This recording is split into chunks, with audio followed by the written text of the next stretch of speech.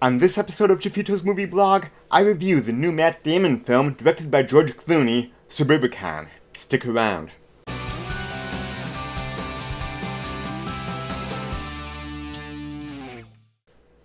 Welcome back to Jeffito's Movie Blog. I'm Jeff Malicki, and if you love movies as much as I do, consider hitting that subscribe button. I bring you movie news, movie reviews, trailer reaction videos, box office predictions, and so much more. So hit that subscribe button, and then click that little bell notification icon so that you don't miss anything.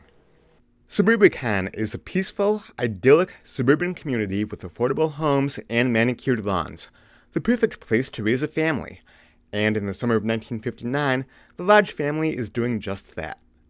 But the tranquil surface masks a disturbing reality as husband and father, Gardner Lodge, must navigate the town's dark underbelly of betrayal, deceit, and violence. Suburbicon stars Matt Damon, Julianne Moore, Noah Jupe, and Oscar Isaac. It is rated R for violence, language, and some sexuality.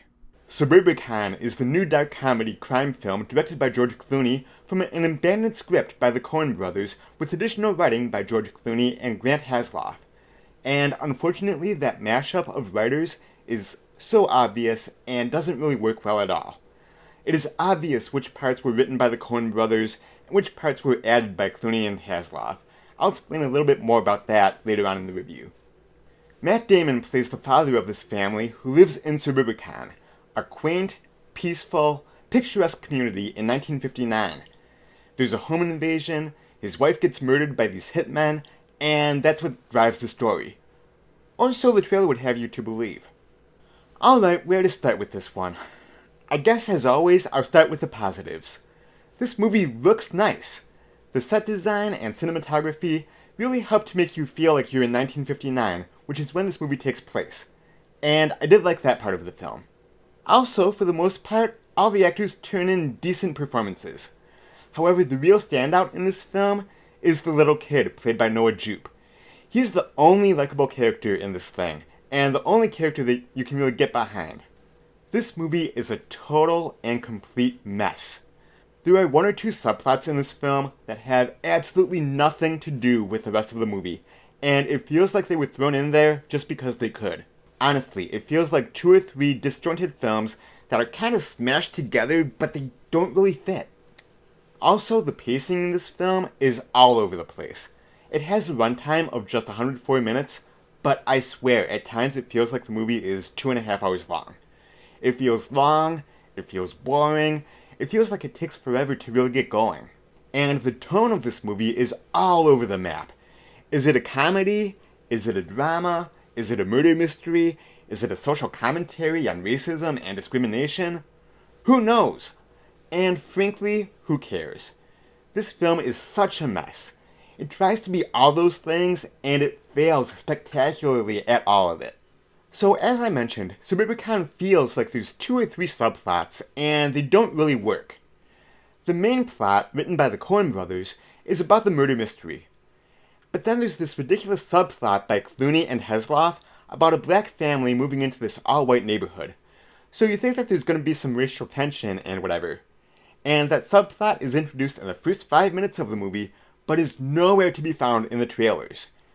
And that would be okay if there was some payoff to that subplot. But there wasn't. The black boy befriends George Clooney's son. Okay, that's cool.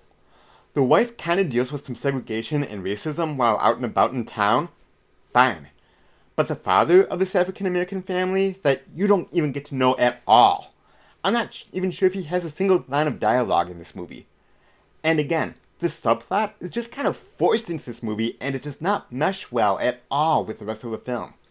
Now, I understand what Clooney was trying to go for with that subplot, and it would have been interesting if it was developed further and was actually integrated into the main story, but it just feels tacked on and completely unnecessary.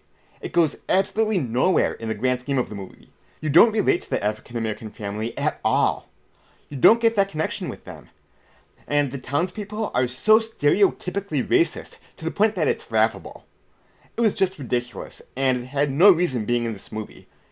It was almost like George Clooney was trying to go for a Get Out kind of vibe inside of this murder mystery written by the Coen brothers.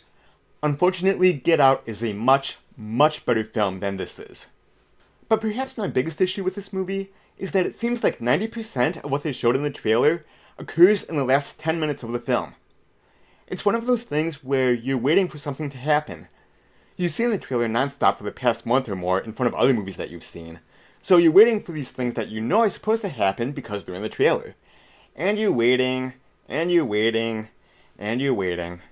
And by the time that they actually do happen, you're already checked out. You've already given up on this movie. You just don't care anymore. This movie is a total mess, and I cannot recommend that you see it. I'm going to give Suburbicon a 2 out of 5.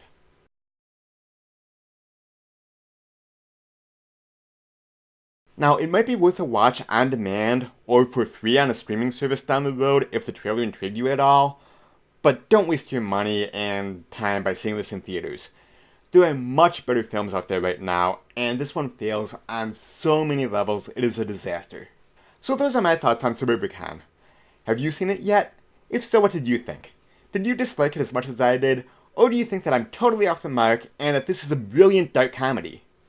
Also, what are some of your favorite Matt Damon films? Whatever you think, leave a note in the comment section down below and let's talk movies. Real quick, as long as you're here, hit that subscribe button and become a subscriber to my YouTube channel if you haven't already. And if you like what I'm doing here and want to help to support future videos, go on over to my Patreon page and consider becoming a Patreon supporter. That'll do it for this episode of Jeffito's Movie Blog. Thank you so much as always for watching, and until next time, I will see you at the movies. Bye-bye.